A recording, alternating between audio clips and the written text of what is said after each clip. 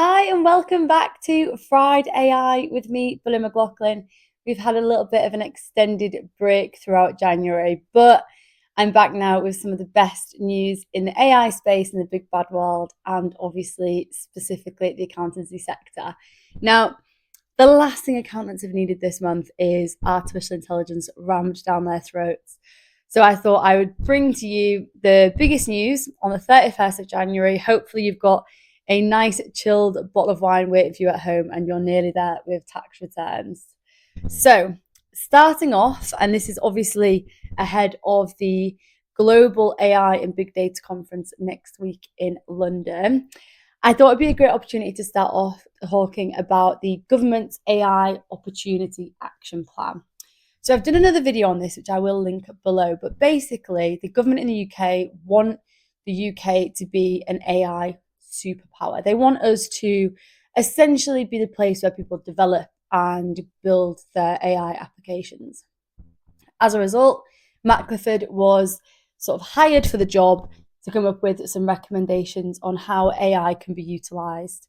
And he's come up with 50, impressing us all with the fact that the government are now going to implement all 50 of them. And there are one or two that are related to the finance sector, which is also great news as well, because it means that we are being identified as an industry that can really make a change and can see big differences when using AI. The other bit of news, and it would be amiss of me to not talk about DeepSeek. So again, I've done an extended video on this, so I won't go into too much detail, but DeepSeek has risen to fame as an AI application which rivals the likes of ChatGPT, and it has done so at a fraction of the cost. It's had to do this because NVIDIA was not able to export its chips to Chinese market, and so the Chinese developer has created this model for a $6 million price tag, as opposed to ChatGPT, which has had hundreds of millions of investment. Talking of ChatGPT, though, and I do really like to talk about it because I feel like it's an app that a lot of people are comfortable with. It was kind of the first mainstream large language model, and people are really getting to grips with it now.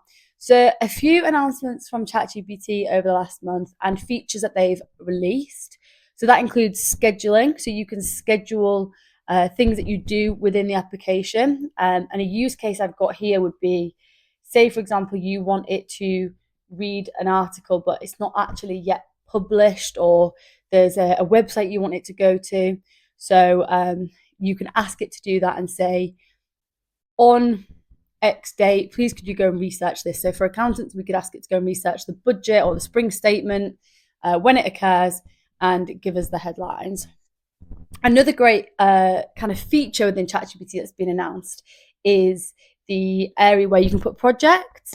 Now, I really like this because I feel like as we move into an area where we're going to have agents doing the work for us, the agents are going to need to know where the data is kept. So if we essentially have a space for each project, each client, each service line that we deliver, whatever that may be, the idea that the agents can go into that project and kind of pull out the information you want them to, I think it's going to really help us with the organization of it. And then that kind of leads me on really nicely to the third thing, which is the agents. So they have just a couple of days ago released agentic artificial intelligence over in the US. Now, this isn't available to us over in the UK, but it is worth knowing about because, well, we're seeing it with Microsoft Copilot, and it's going to be the big thing of 2025, in my opinion. So, a few of the things in the accountancy space, you may have seen the news that Sage had to pull their AI assistant.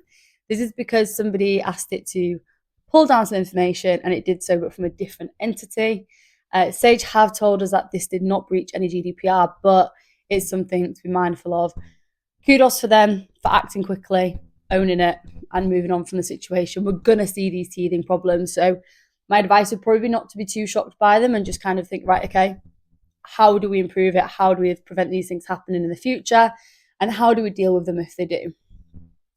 And then finally, in sort of the sense of accountancy, if you like, and the reason why I bring these things up, this is actually specific to a certain sector, but as accountants, we have an obligation to make sure our clients are using the best tools and the best sort of software they can for their business.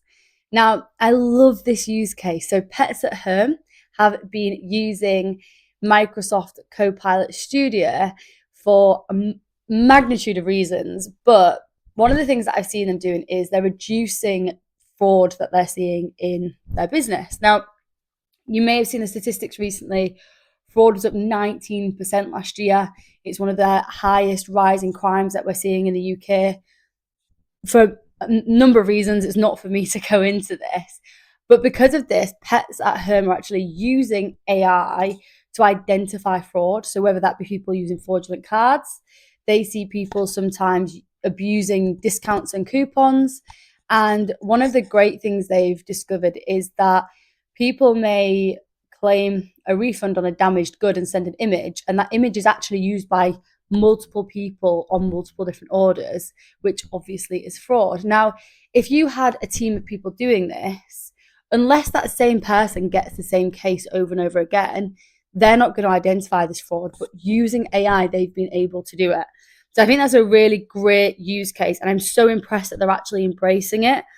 And I'm hoping that as a result, what we'll see is when it comes to accountants doing audits and things like that, at the end of the audit, when we make these recommendations, we should also be recommending the use of artificial intelligence and how it can be used in these fraud detection schemes.